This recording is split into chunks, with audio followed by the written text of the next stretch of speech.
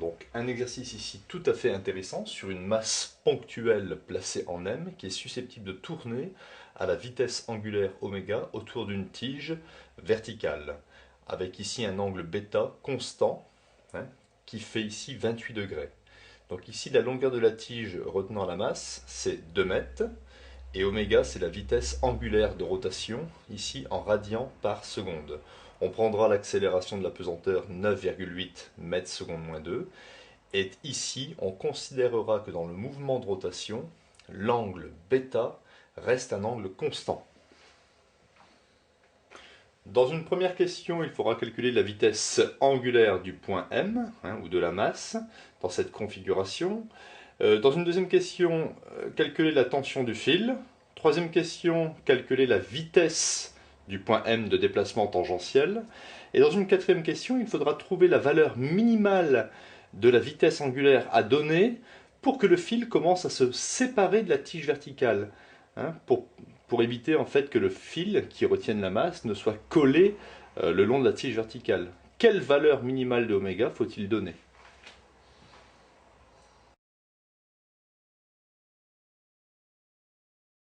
Alors, première question, hein, on va trouver la vitesse angulaire oméga.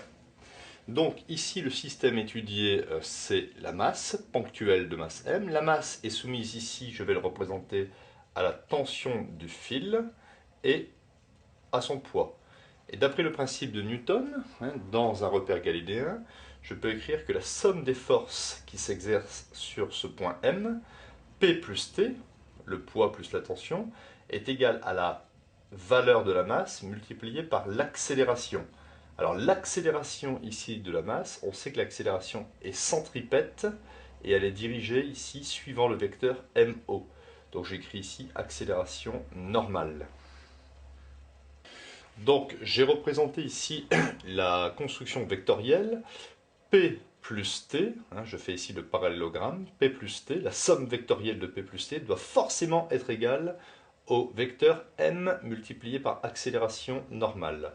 Je représente ici l'angle bêta, hein, il est présent ici et présent ici. Le vecteur poids plus le vecteur tension, par construction avec le parallélogramme, nous donne ici le vecteur m multiplié par accélération normale de norme, eh bien, petit m fois accélération normale. Donc ici j'ai mis les normes des vecteurs. J'ai représenté ici l'angle bêta que je retrouve ici et ici. Alors dans un premier temps, je sais que l'accélération normale c'est égal à la vitesse du point M au carré, que je note V au carré, divisé par le rayon R. Alors le rayon R, c'est ici la longueur OM. Et étant donné que la vitesse linéaire, c'est une formule, c'est le rayon R multiplié par la vitesse oméga, vitesse angulaire, donc au carré, le tout divisé par R, je fais une simplification. Ici, j'obtiens R au carré oméga 2 sur R. Et au final, l'accélération normale, si je simplifie, il va me rester ici R carré sur R, ça fait R, donc R oméga 2. Donc je peux retenir ici ce résultat, accélération normale, R oméga 2. Par ailleurs, si je travaille ici dans ce triangle rectangle, la tangente bêta est égale à côté opposé, c'est-à-dire m multiplié par accélération normale, divisé côté opposé, divisé par côté adjacent, qui est ici P, hein, puisque par construction du parallélogramme, P c'est mg. Donc en simplifiant par m, je peux dire que la tangente bêta est égale à accélération normale sur g. Je remplace accélération normale par r oméga 2. Donc voilà, tangente bêta c'est r oméga 2 sur g. De plus, ici, si je fais sinus de l'angle bêta, c'est égal à côté opposé, r divisé par hypoténuse L, ce qui me permet d'exprimer ici le rayon de la trajectoire en fonction des données du problème, hein, puisque les données du problème c'était L et bêta. Donc je ne peux pas laisser R. Donc R est égal à L sinus bêta. Donc je vais remplacer ici R par L sinus bêta. Je trouve donc que la tangente bêta est égale à L sinus bêta oméga 2 sur G. Alors moi, ce que je recherche, c'est dans cette configuration-ci, la vitesse angulaire. Alors, je sais que tangente bêta, c'est sinus bêta sur cos bêta. Je peux ici simplifier. Et pour finir, oméga 2 sera égal à, ici je fais un produit en croix, donc G, oméga 2 sera égal à G, divisé par L cos bêta. Donc en conclusion, la vitesse angulaire est égale à la racine de G divisé par L cos bêta. Nous allons passer à l'application numérique. Donc application numérique, la vitesse angulaire est égale à la racine G, c'est 9,8 mètres secondes moins 2. La longueur de la tige, ici c'est 2 mètres, fois cosinus de l'angle constant bêta, 28 degrés.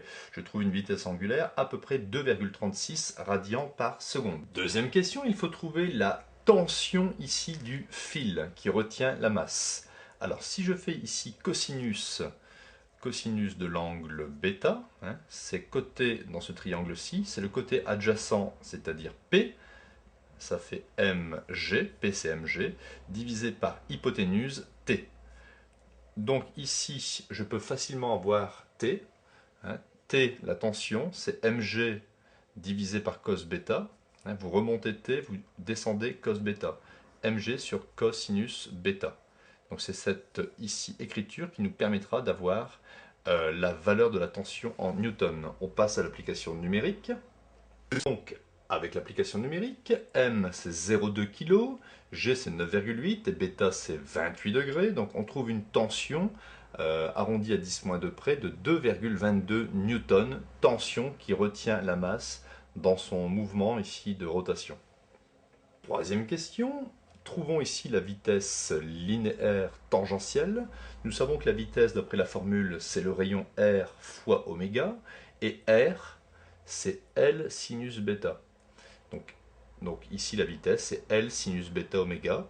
Donc, application numérique, le rayon, c'est 2 mètres, sinus de 28 multiplié par la vitesse angulaire qu'on a trouvée tout à l'heure, de 36, et je trouve une vitesse tangentielle de 2,22. Dans une quatrième question, il faut trouver ici la vitesse angulaire minimale, hein, pour qu'il y ait décollement ici du fil par rapport à la tige.